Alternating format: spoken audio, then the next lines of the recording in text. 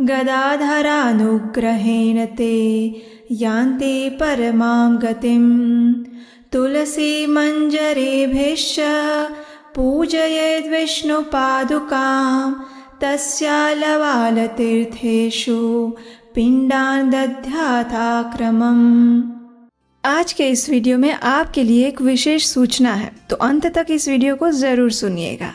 गरुड़ पुराण में पूर्ण पुरुषोत्तम भगवान श्री हरि नारायण पक्षीराज गरुड़ से श्राद्ध, दान आदि विषयक महात्म्य सुनाते हुए ये कहते हैं कि हे खगेश्वर, पितृभक्ति से प्रेरित होकर पुत्र को 1 वर्ष के अनंतर ही गया श्राद्ध करना चाहिए। गया श्राद्ध करने से पितृ भव सागर से मुक्त हो जाते हैं और भगवान गदाधर की कृपा से वे परम गति को प्राप्त होते हैं। गया के विष्णुपद तीर्थ में तुलसी की मंजरी से भगवान विष्णु की पादुका का पूजन करना चाहिए और उसके आलवाल आदि तीर्थों में यथाक्रम पिंडदान करना चाहिए। हरे कृष्णा। इस समय पितरों को समर्पित श्राद्ध या पितृपक्ष चल रहे हैं और आप सबकी इच्छा को पूर्ण करते हुए आज हम आपके लिए श्राद्ध के विषय में एक सुंदर पौराणिक कथा लेकर आए हैं, जिसमें गया तीर्थ में श्राद्ध करने का महात्म्य भी बताया गया है और गया तीर्थ में जाकर किस विधि से श्राद्ध करना चाहिए इसकी भी संपूर्ण जानकारी दी गई है। तो चलिए आरंभ करते हैं। गरुड़ पुराण में कहा गया है कि पूर्ण प्रयास से मनुष्य को पितृभक्त होना चाहिए। पितृभक्ति के कारण मनुष्य इस लोक तथा परलोक में भी सुखी हो सकता है। और गया तीर्थ में पिंडदान के महत्व को दर्शाते हुए ब्रह्मा जी ने महामुनि व्यास देव जी से एक सुंदर पौराणिक कथा का वर्णन किया था, जिसका श्रवण मात्र करने से भी मनुष्य के सभी पाप नष्ट हो जाते हैं। तो चलिए हम इसी कथा का आज श्रवण करते हैं। श्री व्यास देव जी को ये कथा सुनाते हुए ब्रह्मा जी ने कहा, हे महामुनि, जो व्यक्ति अपने पूर्वजों को मोक्ष प्रदान करवाना चाहता है उसे सन्यासी के वेश में अपने गांव की प्रदक्षिणा करनी चाहिए। उसके बाद दूसरे गांव में जाकर श्रद्धा से अवशिष्ट अन्न का भोजन ग्रहण करके प्रतिग्रह से विवर्जित होकर गयाजी तीर्थ की यात्रा करनी चाहिए। गृह चलित मात्रस्य गयायां गमनं प्रति स्वर्गारोहण सोपानं पितॄणां तु पदे पदे।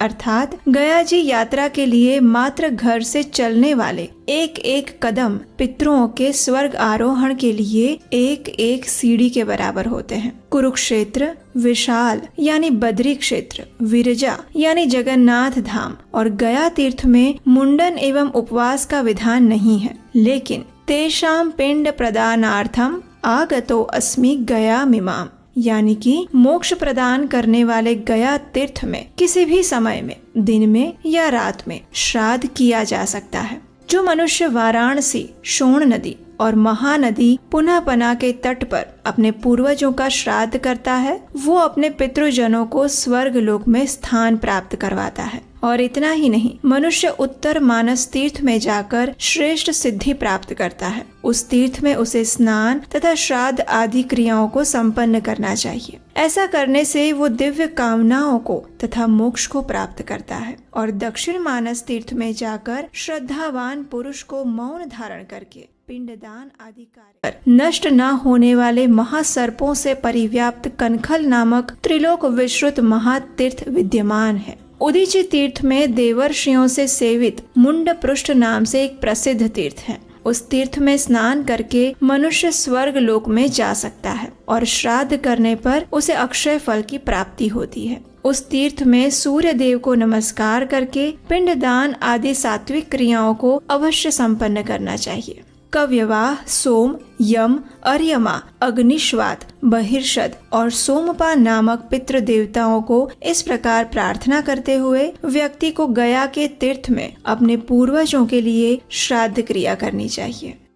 कव्यवाहस्तथा सोमो यमश्चैवार्यमा तथा अग्निश्वाता बहिर्षदः सोमपः पितृदेवतः आगच्छन्तु महाभागा युष्माभिः रक्षितास्त्विह मदीय